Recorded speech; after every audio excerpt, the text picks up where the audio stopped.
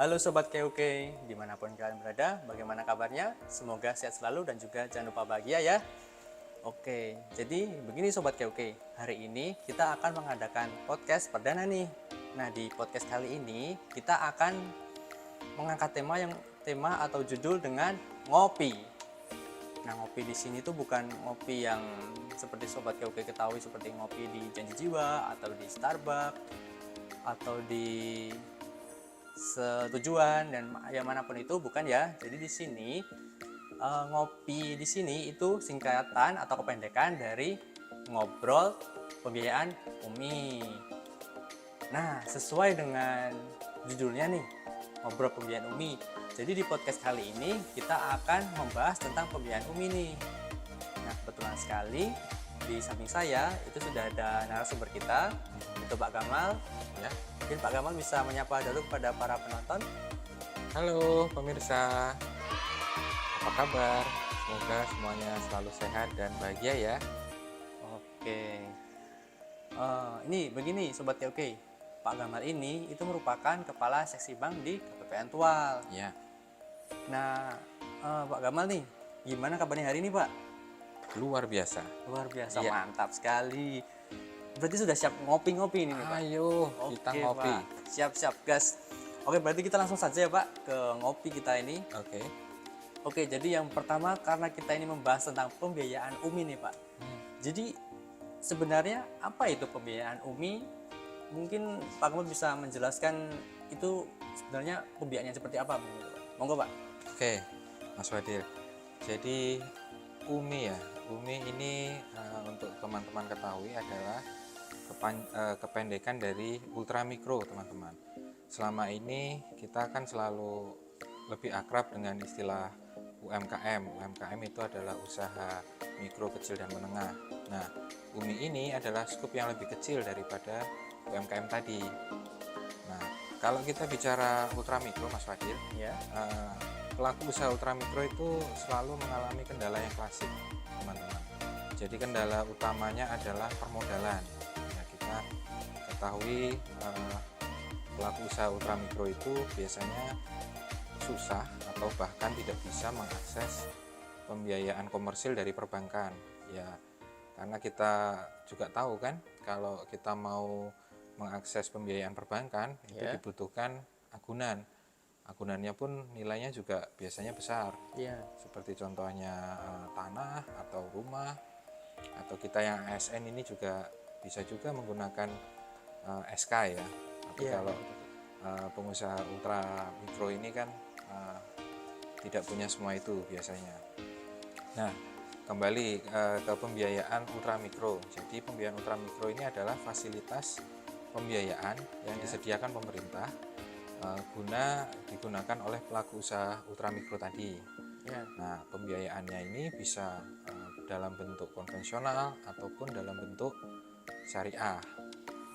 Nah, karena pembiayaan UMI ini istilahnya ini untuk menjangkau pelaku usaha yang non bankable ya.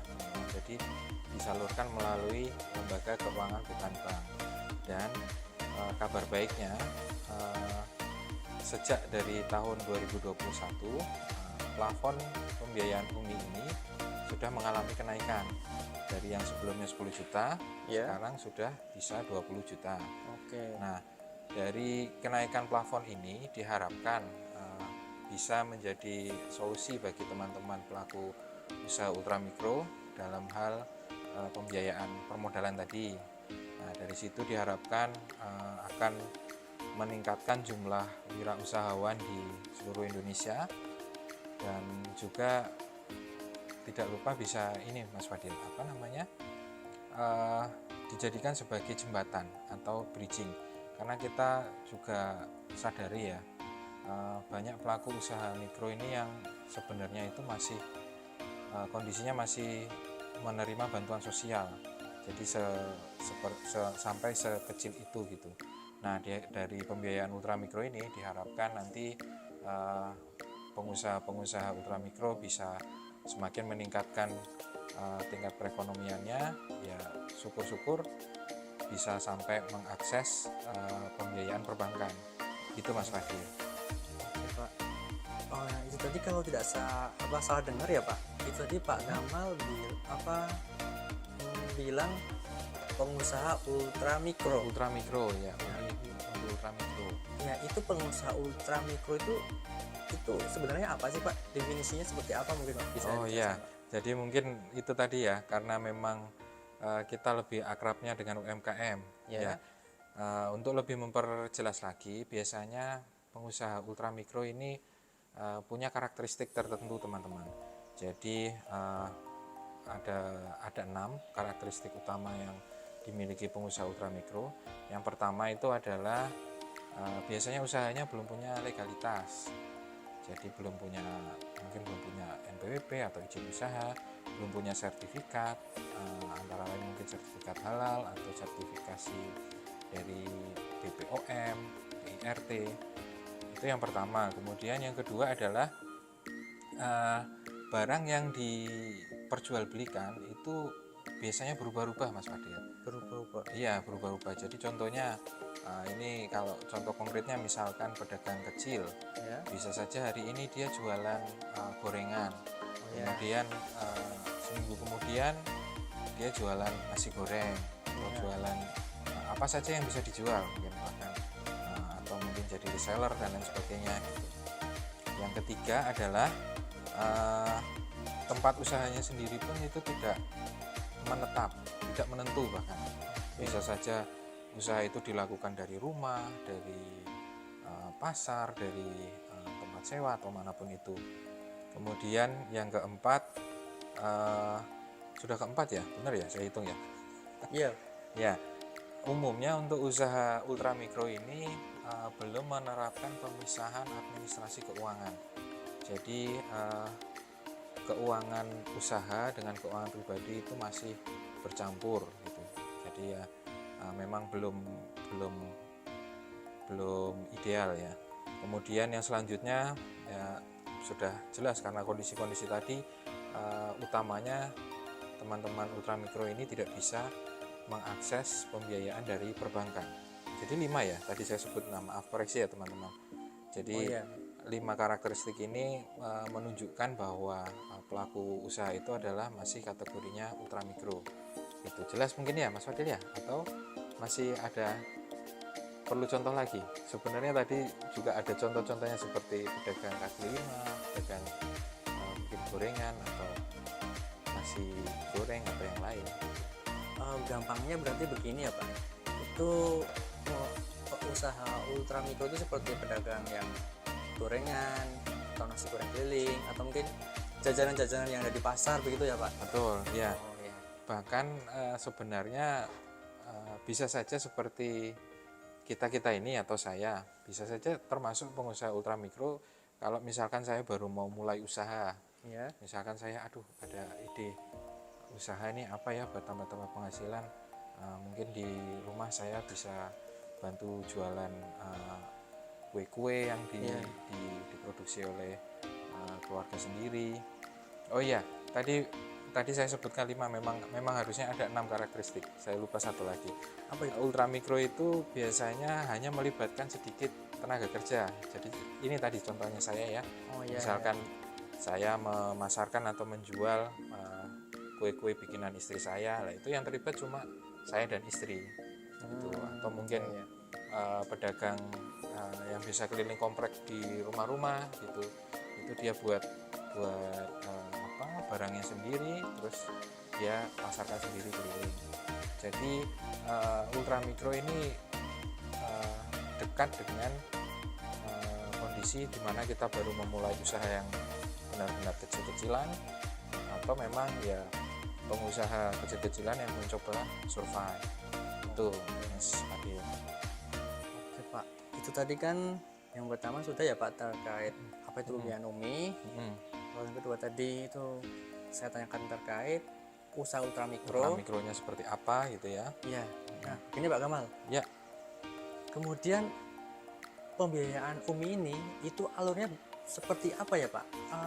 Mungkin alurnya, mekanismenya atau ya, Oh, gambarannya iya ya, gambarannya gambaran mungkin, Pak. prosesnya mungkin ya. Iya, Ya, mungkin. iya betul. Jadi eh, pembiayaan UMI ultramikro ini kan kalau kita lihat itu melibatkan ada 3 pihak yang terlibat di situ, yaitu yang pertama adalah pemerintah, karena ini memang saat ini pembiayaan UMI masih berasal dari APBN, Mas Fadil. PBN. Tapi nanti perkembangannya bisa saja menggunakan pembiayaan yang lain yang tidak APBN. Itu yang pertama, pemerintah. Kemudian yang kedua adalah penyalur. Ya. Jadi dari pemerintah menyalurkan dana ke penyalur. Nah, yang ketiga nanti ada pasarnya atau debitur yang membutuhkan, yang menggunakan pinjaman UMI ini. Nah, dalam hal penyaluran ini kan tadi sudah disampaikan menggunakan lembaga keuangan bukan bank. Iya. Ya, lembaga keuangan bukan bank. Nah, dalam penyalurannya sendiri lembaga keuangan bukan banknya itu tidak serta-merta asal dipilih oleh pemerintah gitu. Jadi ada kriteria-kriteria tertentu yang menjadikan lembaga keuangan bukan bank atau sebut saja LKBB ya. Iya. Ada kriteria tertentu yang membuat LKBB itu bisa menyalurkan pembiayaan UMI. Antara lain syaratnya harus dia sudah berpengalaman dalam pembiayaan UMKM, terus ya tentunya kinerjanya harus baik karena ini kan dia juga menyalurkan dana APBN ya. Yang ketiga adalah nanti akan terintegrasi dalam sistem informasi yang namanya SIKP, Sistem Informasi Kredit Program. Nah, itu nanti di sistem itu akan ada data-data, kemudian dia harus melakukan input, kemudian dia harus melakukan input selain input datanya LKBB itu sendiri, dia juga menginput berapa yang disalurkan kepada siapa. Jadi melalui sistem ini juga semuanya akan terdata sehingga penyalurannya nanti bisa efektif, efisien, dan bisa lebih tepat sasaran. Itu yang penyalur. Kemudian untuk yang target marketnya sendiri atau debiturnya ini yang diharapkan adalah tadi yang sudah dijelaskan sebelumnya ya. Jadi memang namanya pembiayaan UMI ultramikro itu debiturnya yang diharapkan adalah pelaku usaha ultramikro. Jadi sebenarnya pemerintah itu sudah punya banyak program pembiayaan, Mas Wadil. Jadi pembiayaan UMI ini adalah salah satu program pembiayaan pemerintah. Selain UMI ini nanti ada KUR, ada kemudian pembiayaan-pembiayaan yang lain. Nah, UMI ini tadi sudah saya sampaikan plafonnya sampai 20 juta. 20 juta. Ya, kalau usaha kecil saya rasa dengan modal sampai dengan 20 juta ini sudah sangat membantu ya. Nah, nantinya diharapkan melalui program ini bisa mengangkat tingkat ekonomi para pelaku usaha mikro sampai dengan mereka bisa mengakses pinjaman perbankan yang bisa lebih besar. Mungkin itu, Mas Fadil. Jadi pembiayaan UMI itu pembiayaan yang berasal dari dana APBN ya Pak? Ya, betul. Jadi kalau tidak salah itu tadi peran atau pelaku di pembiayaan UMI itu ada 3 pihak ya Pak? Ya, yang terlibat ada 3 pihak. Jadi yang pertama itu pemerintah Pemerintah sebagai pemberi pembiayaan, ya. terus kemudian penyalur. Nah, penyalur di sini tuh mungkin siapa ya Pak? Mungkin bisa sedikit diceritakan. Oh ya, untuk lebih jelasnya ya. Ya. Jadi penyalur sendiri itu memang ada dua macam penyaluran, teman-teman, dari pemerintah, yaitu penyaluran langsung dan tidak langsung. Model penyaluran langsung itu dana pembiayaan UMI dari pemerintah disampaikan ke LKBB langsung menyalurkan kepada debitur-debitur. Nah, yang kedua modelnya adalah yang tidak langsung. Ini istilahnya menggunakan LKBB lain. Jadi dari pemerintah menyalurkan ke LKBB yang cukup besar, nanti LKBB ini menyalurkan ke LKBB lain lagi, baru ke debitur.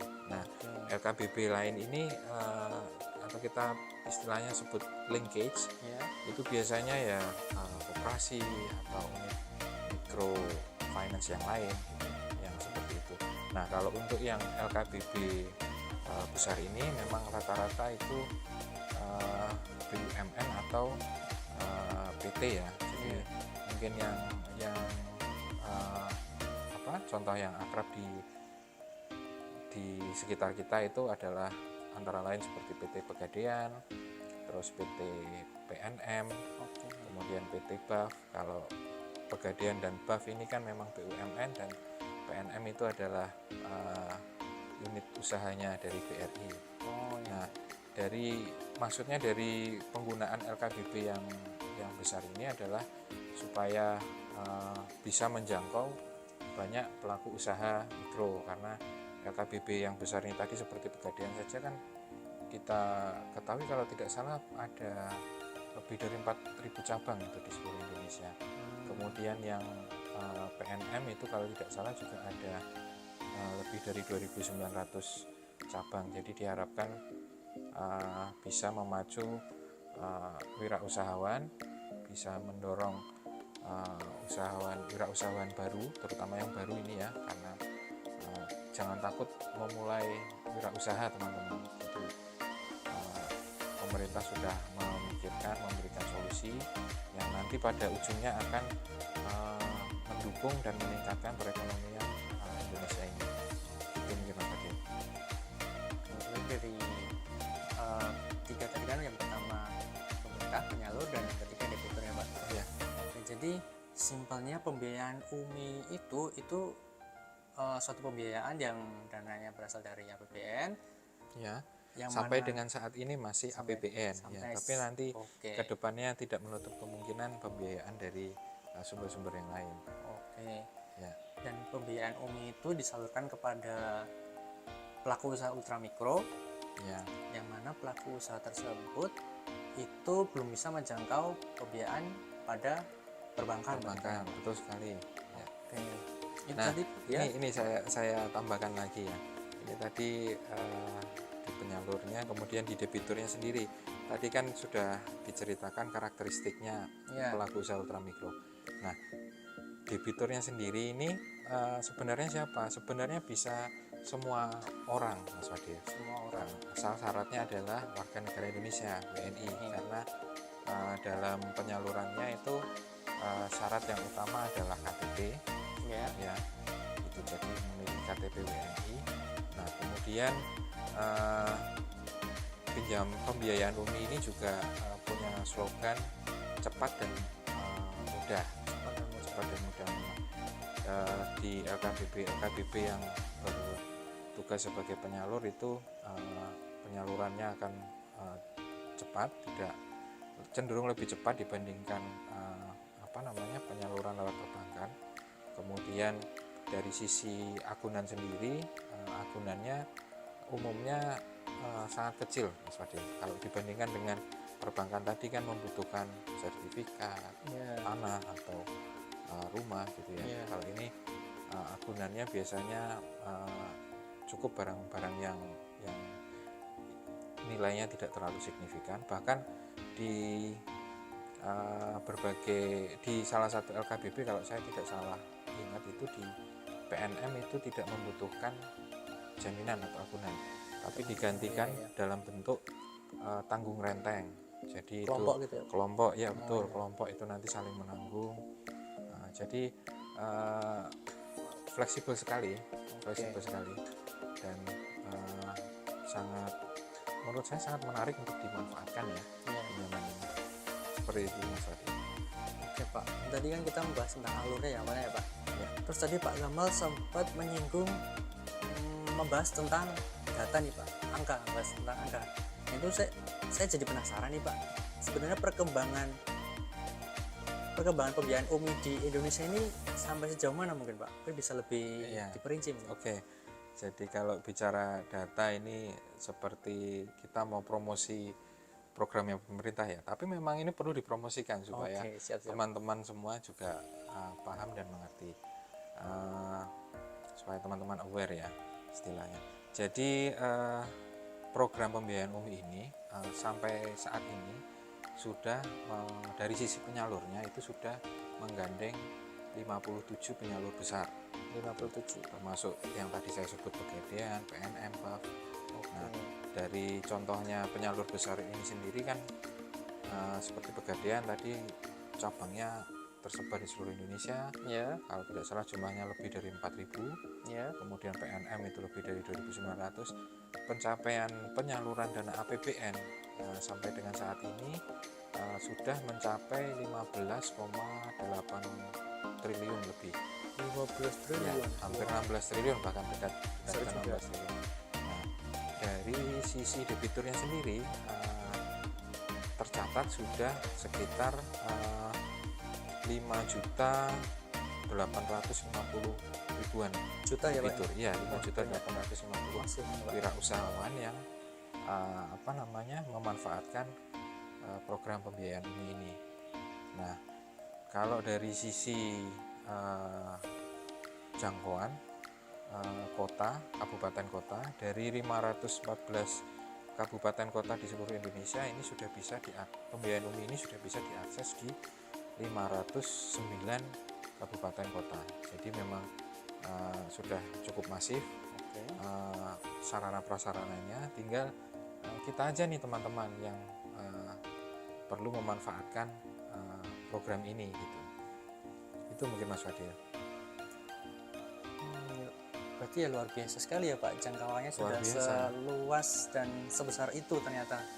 Jadi selama ini pemerintah juga memikirkan sampai sedetail itu kepada para pedagang-pedagang kecil gitu ya Pak. Betul, karena kewajiban pemerintah kan antara lain kita tahu harus menciptakan keadilan sosial ya. Iya. Jadi jangan sampai hanya yang usahanya besar-besar saja yang diperhatikan, jangan sampai hanya yang modalnya besar-besar atau yang mendatangkan keuntungan yang besar yang diperhatikan. Untuk mewujudkan keadilan sosial itu pemerintah juga harus hadir kepada pengusaha yang kecil, yang mengalami kesulitan modal, yang ragu-ragu untuk memulai usaha. Wah, gimana saya mau usaha ya, gimana saya mau dapat keuntungan ya, modal aja nggak punya kan. Itu banyak muncul di benak kita kan. Nah, itu makanya mulai saat ini itu harus disingkirkan karena sudah ada fasilitas-fasilitas dari pemerintah untuk membantu. Dan yang